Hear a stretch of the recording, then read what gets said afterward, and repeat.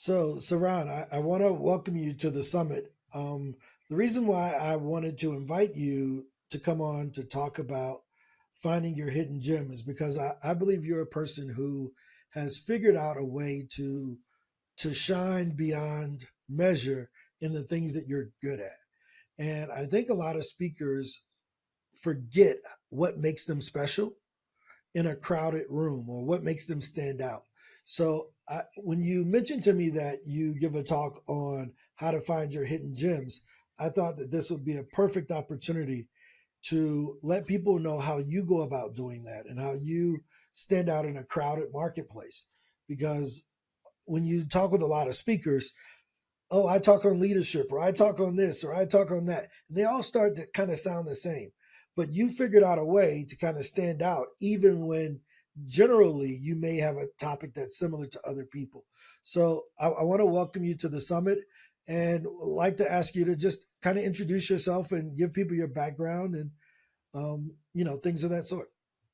Thank you, Ron, for having me. Like as you said, well, I have a full-time job as an engineer, so dealing with design, equation, and mathematics all most of my life. I find out that this is not enough for me. I realize after I gained my master degree in engineering management, and I ask myself, is that the only thing I need to do in my life? And the answer is no. And I realize that I have way more to offer and I'm able to leave an impact in this world. So, for all the speaker, all the small business, big business, it doesn't matter, male, female, teenage, young, mid age life, you have something inside you.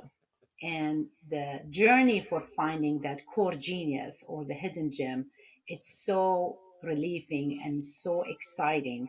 And when you find that hidden gem, your life will never be the same. For me, as I said, doing engineering for over 30 years, I knew that I have something else to offer. And many times you see business owners saying, "Oh, I'm struggling to find my niche or my niche. What is really I'm expert at?" And the answer is always, you have it. It's just not born yet. It's buried inside you. Your job is to bring it to the universe. No, I think that that's incredible. So when you say hidden gem, let's be specific. What are you referring to? The skills and the talent that you have, not necessarily passion, because passion is not enough, Ron. As we know, we can dream and have passion about doing things, but without adding the skills to it, it will never be something that you really skill at. It's like mastery, and it's actually being illustrate and talking about this in many books like the Jack Canfield Principle, Success Principle, the Mastery book for Robert Greene. And when he mentioned, Robert Greene called it life purpose or life task. Like, what is your task in the universe? You can't just come and say, "Oh, I don't have anything to offer." You do. You just haven't realized it or discovered it yet. Some people are lucky, they seek and they do that search early in their life and they're 30, which is wonderful. And they know that although they are in IT, but they are an artist, they are a writer, they are a speaker, they are handyman, whatever it is, they discover it and they enjoy that hidden gem and they monetize it and they bring it to the service.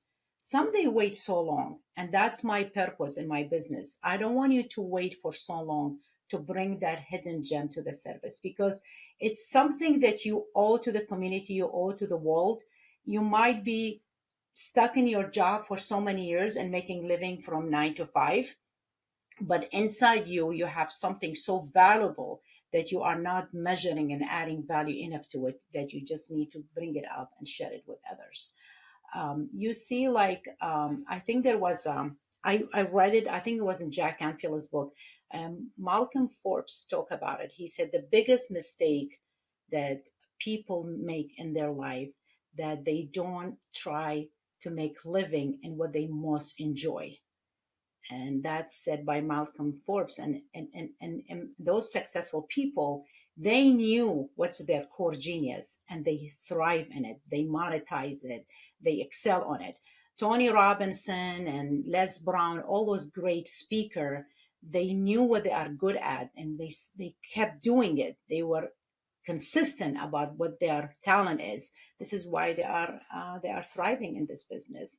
And you see that mistake in with a lot of small business. When they start, they miss their core genius and focusing on it, and that's what Jack Canfield talk about it in his book, focusing on the core genius. He said most entrepreneur, they spend less than 30% on their hidden talent. They spend their business time doing the finance, recruiting, hiring, all the admin work, and they forget by the time they launch their business, they forget what was really their hidden gem. So to succeed in your business, you need to delegate tasks to others and leave what's really important for you to do. And that's what that I am asking my client to do when they hire me for consultation, to find their niche and hidden gem. No, that makes sense. So tell us a little bit about your background. I know you're an engineer. Where are you originally from? I'm Kurdish from Iraq. I born in Baghdad. This is why I speak Arabic fluent beside my Kurdish languages. And I moved to United States 1996, and station settled in Washington, D.C. after I got married. So I've been here almost 27 years. My bachelor is civil engineering from Iraq, but when I came to United States, I realized that I have to know about the education system here. So I gained my system integration system master in system integration at George Washington University, starting my doctoral, but I never finished it. I did one semester, and I fell in love in mentoring and speaking and talking with younger, tech women. So I never finished my doctoral, and here I am with having a small business. No, that's incredible. So what what in that transition 27 years ago to the US helped you to discover what your love for helping women in tech and things of that sort? Because I think that's your hidden gem, right? Or am I Yes. wrong? Because I think it's the helping part that I Yes. always notice whenever we have conversations. Yes. I knew when I moved to United States, this is a land of dream, and I believe on it. And I knew that being an effective leadership, it does not rely on only having a fancy title on LinkedIn and making a lot of money. I knew for sure that I have a lot to offer. And when I say a lot to offer, it's the sense of belonging and leaving impact. um, I will not be effective just being, an employee and making money and just retire and enjoy my retirement. What else you can do? I'm one of those people. Okay, I'm good in engineering. What else? I can do way more. There is a lot of women, midlife and even younger age, they have a lot of potential, but they need that guidance. They need that coaching and mentoring towards their goals. I was in that place before. When I was younger, I thought just being an engineer who make good money, that's success. It's not. And I had wonderful mentors along the way. And this is how I know that I have a lot to offer. This is why I started a small business. And my niche in this business I have, it's helping midlife women to find their hidden gem. No, that's pretty cool. Yeah. So it's almost as if you're being the leader that you needed, right? Yes, yes. It's the IQ and the EQ, kind of like you met. It's like an arranged marriage between the IQ and the EQ. You might be very good in the technology or in an engineering field and being perfect in math. What else you can offer? It's Mhm. about you seeking and searching more. And like they said, what we do in life, we keep searching what is make us more effective and how we can leave an impact in this world, because you don't Mhm. want to be someone just come to this life and making money and leave. You want to have your footprint somewhere. Okay. And so if I'm a young person or I'm a new speaker and I'm trying to find my hidden gem, what's the first thing I should do? That's a very good question. So you can speak about every subject. right? There's certain subject that you really thrive on, and this is how you know by the type of the book that you read, and you know that what's your really real niche or niche that you have when you grab a book. For me, it's nonfiction, and I love self-development all the way. This is how I the type of book I love to read. This is why my speaking is around self-development. So when you know that books really you captivate by the message of that book, and you lose the sense of timing. You don't feel that you grab that book and you said, I'm just going to read one chapter or two, and you be so captivated about that book and the content of that book, you don't leave that book. And if that book talk about leadership, then you might speaking niche will be around executive leadership. If that book talk about art, you might want to talk about art. So it depends about the subject that's really captivate you and is make you really go into it and seek more and search more. And this is how I know, like, oh, I grabbed that book and I didn't know I'm gonna finish all that chapters in one night. Well, because you really love the subject. And so that subject will be your niche in speaking. So once I, let's say for instance, I find the subject that I like, maybe it's leadership. How does my personal experience tie into that to decide who I'm going to help become better leaders? Or let's say if mine is sales, how do I use my personal experiences in my past to decide who I want to help with that new skill that I'm passionate about? By sharing the examples, live example you like you've been through, because people stuck to the story and people will remember the story you mentioned. If you are want to talk about the sales and you start like a small salesman in the beginning, you can share the experience and all those obstacles and blocks that you face in your speaking. Because if you just share what's the content of the book and telling other people without mentioning and including your own story, people will not remember you as an effective speaker. You need to put yourself inside the story. You want to be vulnerable. You want to say, I'm a good speaker now, not overnight. Doesn't happen overnight, but it's happened because I've been through this and this and that. So when people remember you as a speaker, said, I can relate. He didn't wake up one day and he become the best speaker on the world, right? He been through a lot of stories and obstacle and blocks, but what he did, he took advantage of those and they become lessons learned. This is how he become a good speaker now. So you use your own thing, your own story, not just the success. It's better to actually share the failures that you've been through. Yeah, I think that sharing your story, in everybody's story, there is some practical application that another person can learn from, right? So it's like I always tell people, I don't need to commit the error in order to learn from someone else who's already previously committed that error, right? But once I learn something by committing an error, I think it's my responsibility to share it with other people so that maybe they can avoid that pothole in the street, right? Yes. Because I've already done it. There's no reason for 100 other people to make the same mistake if they can avoid it. Now, we'll still live that way and people still make those mistakes. But I think sharing practical application from our own lived experiences is very, very, very effective. I like that. I think not only do you get the knowledge, but how does that apply, and what lessons have you learned through your own living? By the action and the doing it. It's like even if you love a kind of sport. For me, Mhm. it's swimming. I was a professional swimmer in my 20. I can look at all the video, all the swimmer in the life. If I don't really be in the swimming pool and swim myself, how can I master that skill? Even Mhm. in sport, in everything, I can listen to all the speaker on the world. I can take notes, I can read their book, I can do everything they do in reading and following the steps. But if I don't go on the stage, or if I don't do the podcast, if I don't do the speaking myself, how can I excel? How can I be better? So it's by doing the action, by doing the steps yourself.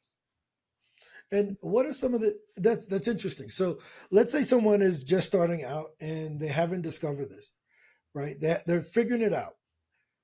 Do they go to get on large stages right off the bat, or should they test it out with their friends or smaller stages?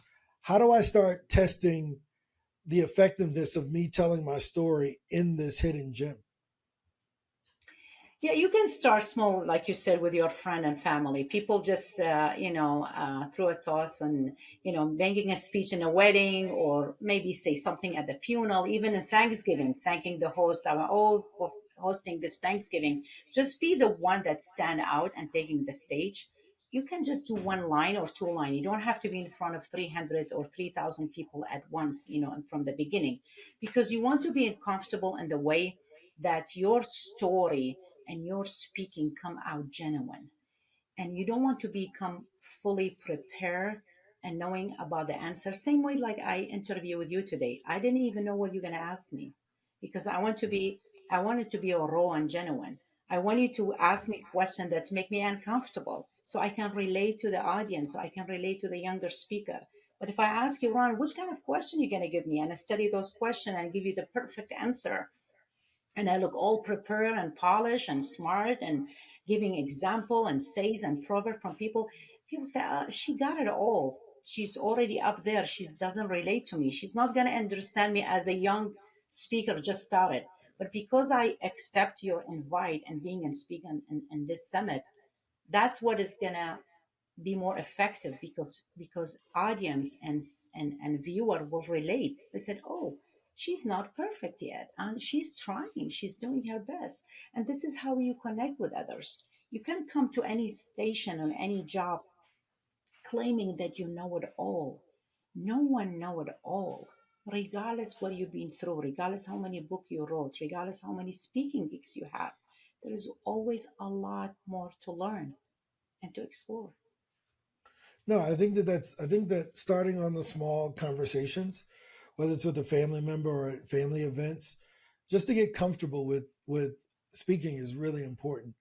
Um, but also not having it all figured out. You don't have it doesn't have to be perfect, right? And the great thing about telling your own stories is that you know them better than anybody anyway because they're yours, right? True. If you're making up stories, then you got to Yeah. practice them because they're not true. But if Yes. someone asks me about something that happened to me as a kid, I know that story better than anybody because it's mine. It happened to me. True, true. It's your own experience that's come to the surface, and people will sense it and feel it. I'll give you an example. Before I was a business coach, my old niche was transition expert. So when I first started building the website, it was around international commerce to United States and how to help them to live their American dream. Well, I was one of those people. I came to this country 20 young age, 26, not married, not knowing anything about the culture.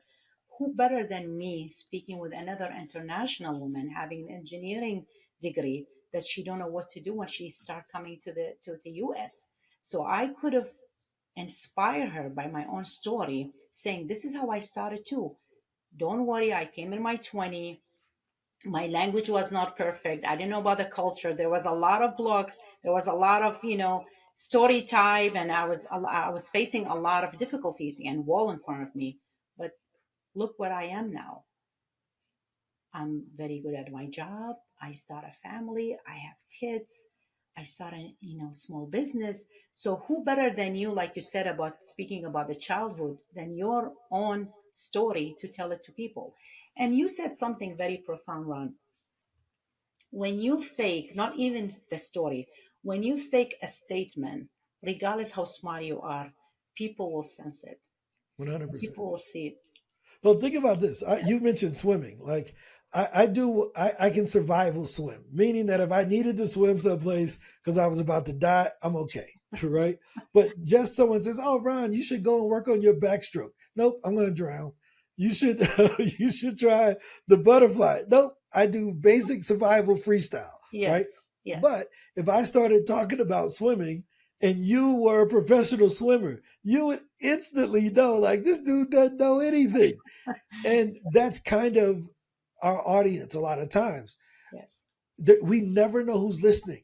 Yes. So there's always somebody that may have agreed with everything else that you said, Yes. but that one thing that you say that is off and and you portrayed it to be true, it Yes. can destroy all of the trust and everything else that you said, Yes. right? Yes. So I think, telling relevant stories that you've actually lived is Yes. super duper duper important because it's nobody can question that, and it's your true authentic self versus faking it until you make it.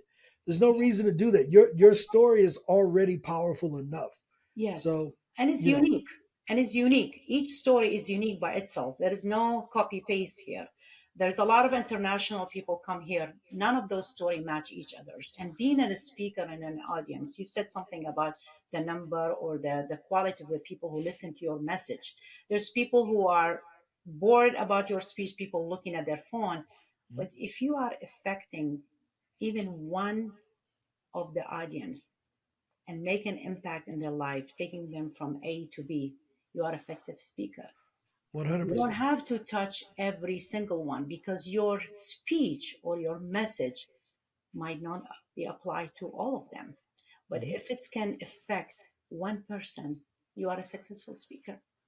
I remember years ago I would go to a store, and like the bookstore, right? Yes, And I grab a book, I look at it, I say, "Oh, this is interesting, but I'm going to get this one," right? It wasn't that that was a bad book.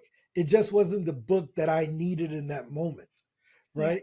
And then 5 years later, I see the same book on Amazon. I'm like, "Oh, I need to read that." yes. 5 years, nothing changed with the book. They didn't change anything. Is the The time? only thing changed was me, Yes, is the time right? And of I think sometimes we judge our effectiveness not knowing that we just may be in a different season. The message may be in a different season from where the person on the other side in the audience may be. Doesn't mean it's a bad message. true, It true, just means that, that person is in a different season of life true. and they're not in your target audience right now. True. It's alive in common faces, like you said, the season or the faces. Something that was not sound effective to my life in my 30, it become most effective in the 40. When your kids grow or you are in different level of your life, you are towards, the wisdom stage, you want to make an impact. The book or the event or the network or the person you were avoid to know who make you grow now is very effective person, because before you thought that's an accessory, just like they said about coaching and mentoring. Oh, that's an accessories. Oh, that's a wasting of time and energy. I don't think so. Nothing wasted. I always tell my client, nothing wasted in your life. You have client or speaker, they done maybe the wrong subject of speech for 5 years. Oh, I wasted my time. No, you did not waste it. You learned Mhm. from it. At that time, on your 30, you thought you are a great speaker speaking about leadership. Now you are towards a different niche, different phase. You are a speaker at a different subject. What's happened before, it was not waste. It was a learning path. You got to go through that path. You go to something in order to go to the real thing that you really meant to be. What's Mhm. what Robert Greene said, your life purpose or your life task. So you can't say I wasted. Nothing wasted. I haven't wasted my 30 years engineering to be a businesswoman now and speaking. Why? Because I married the tech to my business. I make them merit because my engineering wire my brain as a problem solver, programmatic and everything. Yes, I used to design building and bridges. Now I design people, dream, and life. As a matter of fact, I had a speaking gig in Illinois, and one of the promotion came being in Zoom with Jack Canfield. I mean, I was a dream come true. I was able to speak with him. I think it was like 15, 20 minutes. And he asked me, he said, "What's your question?" I said, "I don't know if this is the right match. I'm an engineer, but I'm trying to be a coach." And he said, "Which kind of engineering?" I said, "Civil construction." He said, "So you're building?" I said, "Yes." He said, "Well, now you are building dreams." And I was like, "Oh, no wonder he's Jack Canfield, right?"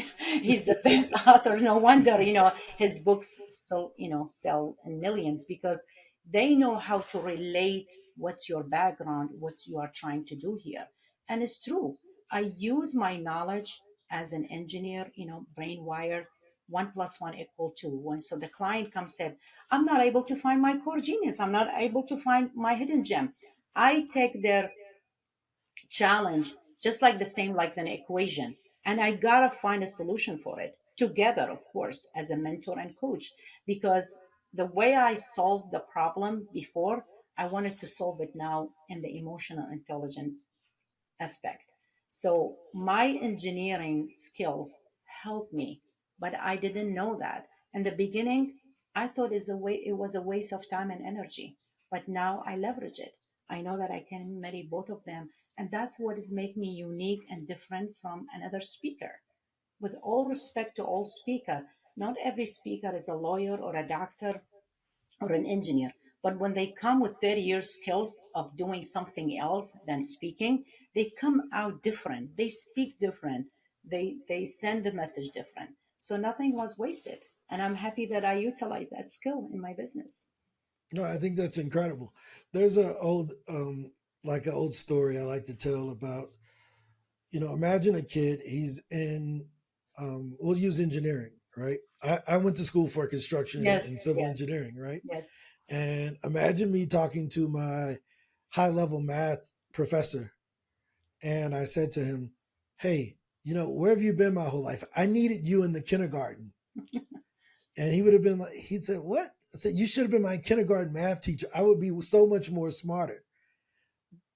And what that sounds, it doesn't sound right because it discredit what my kindergarten, first grade, second grade, fourth grade, fifth grade, whatever, my middle school or high school math teachers taught me. Just because I learned this high level stuff at an advanced level, it doesn't discredit that I needed those basic fundamentals, True. right? So your teachers will be at whatever level you need to be at that time. In the same way, you will be that teacher for someone else. So someone is going to need someone that teaches fractions, Yes. right? And that fraction lesson is going to be a fundamental for calculus down the road, but it doesn't make the calculus teacher stupid. I mean, it doesn't make the fractions teacher, less qualified than the person who's teaching calculus. So I think as speakers, we have to find the people that we can reach with our message for that season in their life. That season That's of their life. that's what I took away from what you were saying. Because I'm like, sometimes we feel, well, no, I need to be advanced. No, somebody needs the basic stuff, Yes. True. right? True. Someone needs the intermediate stuff, They don't always need the super duper True. advanced thing. What Jack Canfield said to you was simple. And Yeah. that's what you needed at that moment. Very simple and profound. You used to build building, now you're building dreams.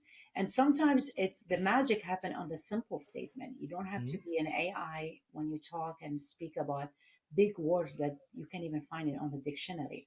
Mhm. Actually, the simplest you go, it's reach more, and it's the effectiveness. It's like you come and speak to the audience, and if you are genuine and you really know that your message is effective, just throw it out there. You never know what's the outcome will be. As long it's come from the heart, will reach their heart. And you, like you said, you don't have to be up. You can be Tony Robinson in 48 hours or 48 even month, or maybe even in 48 years. You don't have to be a copy of anyone. Be your own self, unique. There will be only one Ron story. Even if they have the same first name and last name, and I give them the same message, you're gonna deliver the message different than the other Ron story, because the uniqueness come from the way how you say the things from your own story to the audience. So each one of us are unique. No, I think that that's incredible. So now that the person has found their gym, they've practiced with their family, they practiced on small stages, what should they do next? What's the next thing? How do they build confidence in that thing? Very good question, and I been asked this question before, and again I bring it back. My engineering brain pop up again, and I have to use the same metaphor when we do for engineering. So when you find out what is your core genius, and you finally know what is your hidden gem, this is like finding the foundation of the building. So now you have the clarity. So you have the clarity. The clarity is finally I found what I'm good at as a speaker. Then it's come how to build above the foundation up, right?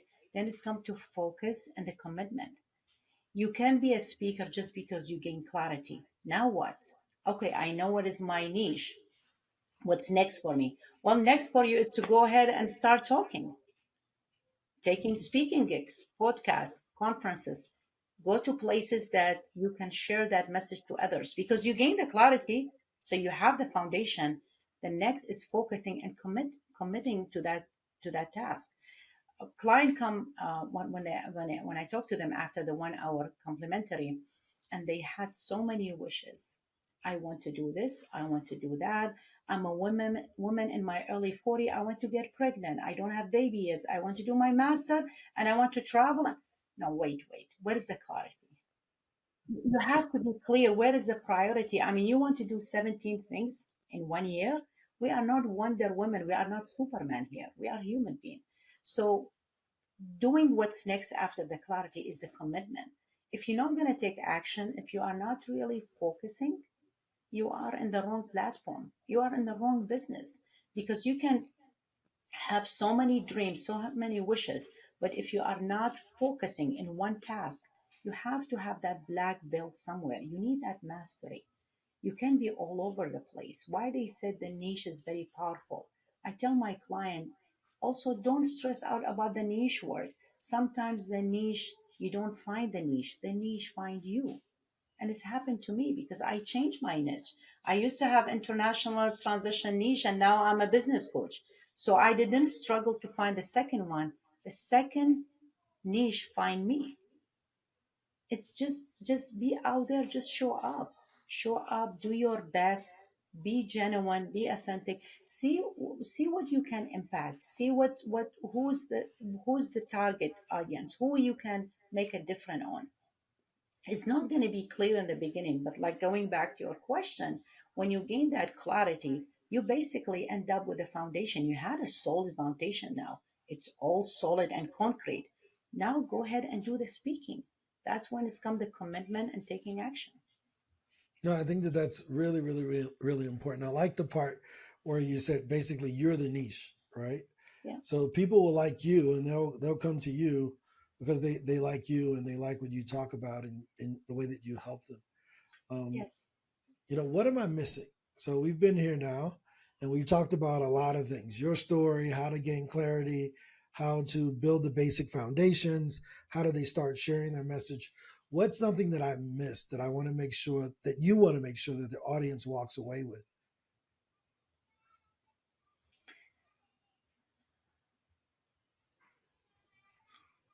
I believe, Ron, planning is important, but I believe on doing before you even ready. Take action. Start speaking before you are perfectly ready. There is no perfect time to do anything.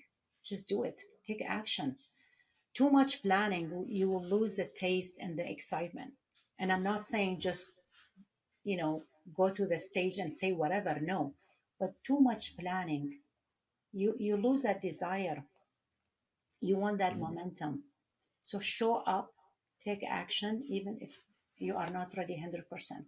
Because when you make that mistake and that stage, that's how you learn your lessons and you become a better speaker after.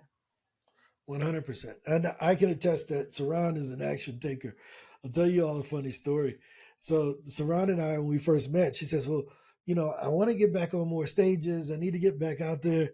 And I said, okay, it's really simple. You just need to contact more people to get booked. And she was like, that's it. What else do I need to do? I'm like, just that.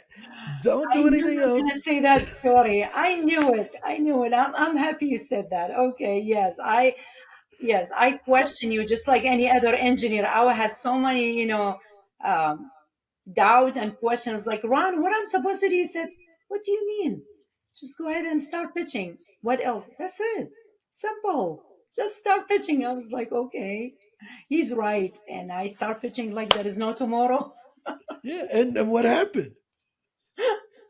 A lot of good opportunity. I think I told you, I shared this with you before, Ron, and I'm not saying that because you are in front of me. Um, Building a trust and rapport with people when you start talking to them, you come across not as a silly businessman. I mean, you explain everything to me and you answer all the question in a very Mhm. professional way.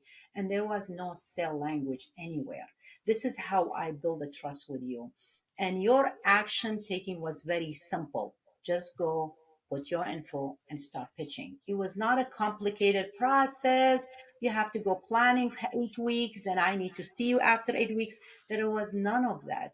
What you did, you built the courage in all of us. You said, just start doing it. As simple as that. And I trusted you and I started doing it. And I'm so happy I did. The only regret I have that I haven't met you before. That's the only regret. Very soon. I'll be in DC soon, and we'll go to lunch or something. I think it'll Great. be good. Yes, that You sounds know. great. Yes, yes. So the yeah, I mean, one of our I'll tell you something funny. Our development team, they said, "Hey, we have this contest, and Saran wins every week. Do you think other people are gonna be upset?" I said, "It's their fault. Like, why do you don't punish the winner? You punish the loser. Like, Yes. they just need to do more. Like, and they're like, well, she's gonna win every week. Okay, that's what. And remember, I used to have zero pitch. And when I Yeah. was texting, I said, Ron, what do you want me to do? He said, what do you mean? Just start. I was like, well, let me see. Let me practice. No, just start. You make it simple and doable. And again, going back to too much planning. Hmm. When you do too much planning and procrastinate and preparation, you lose the taste of the experience itself. Yeah. It's like going to school. You hesitate, you hesitate, you hesitate, or you want to get married. Too much planning, too much regulation, constraint, obligation. You lose the excitement, and that's exactly what you did. You explained it to me, and he said, "Sarah, now it's up to you. That this is your field now. Go and start pitching." And when I started, I was uncomfortable because again, I'm the engineer who question everything, but it's become much easier and Hmm. now I enjoy it and I'm so happy I'm doing it, and of course with your encouragement and coaching, and No, thank you that's for cool. that. Yeah. No, that's a big deal, and I think that's a great story. I wanted to tell that story because it tied into what you talked about imperfect action. Yes. We'll never be perfect. You know, the iPhone 16 came out, Yes. and it didn't come out 16 years ago. Yes. It came out this year, which means that they made 15 of them that weren't perfect, Yes. right? And you know what's going to happen next year? iPhone 17. They're going to make one that's a little bit better than the True. one that came out No today. So, perfection. There's no perfection. I think if I'm not mistaken, I hope I'm not mistaken. I think it was Tony Robbins. They asked him what is success to you, and he simplified in one word. He said success is just progress. Success is not you are oh, perfect in your game. No one is perfect. It's the progress. Now, when I see myself as a speaker, I am 10 times better than 5 years ago because there is a mhm, progress on the way. I'm not perfect. I will never be perfect. No speaker will be perfect, right? Because you keep learning your skills. You're not going to get to the black belt overnight. mhm. The progress, it's what's determine your success. If you are progressing, you are succeeding. I think that's it. I want to leave them on that note. Progress is the success is progress. Oh man, that is. I don't want to say anything else. We may mess it up. I want to leave them on that beautiful high note. Saran, I want to ask one last question. Are you an introvert or extrovert? I think it changed with the age. Talk about it. Let's you what changed? I'm curious. Age. I'm in my mid 50s, so I think I was extrovert when I was younger. I was very active. I was into sports, swimming. I love sport. I love to read and write. I was attending a lot of networking event. So many friends all over the place. When I hit my 50, it's not just the wisdom. I become so stingy with my time. I'm very stingy with my time. If you come to DC and you are Ron Story, you are one of the role model that I look up to. If I want to meet you for lunch and dinner, if I know that is not going to add anything to me and to you, there is no positive collaboration here, I will apologize. I said I cannot make it. So I become introvert in a way, not in a, I think it's the age because as we age, we value time. It's the most expensive things we have now. So I feel like now I don't show up everywhere. I don't attend every network. I don't become a friend with everyone. Not because I'm a VIP or important or speaking or my LinkedIn look perfect. Has nothing to do with that. I feel like you said about the season and the age. I'm in a different phase of my life. I want to be an effective speaker in your platform and other platform. I want to leave an impact. So I have to be stingy on my time. And I feel that I change from, extrovert to introvert as I age. Yeah. Okay, hey, you have the right to do that, and I think we all do in some ways as we get wiser. All Yes. right. Thank you Well, so much. Saran, this was great. I'm very thankful that you decided to spend the time with us to share your story and how you found your hidden gem, and also give a framework on how other people can find their hidden gems.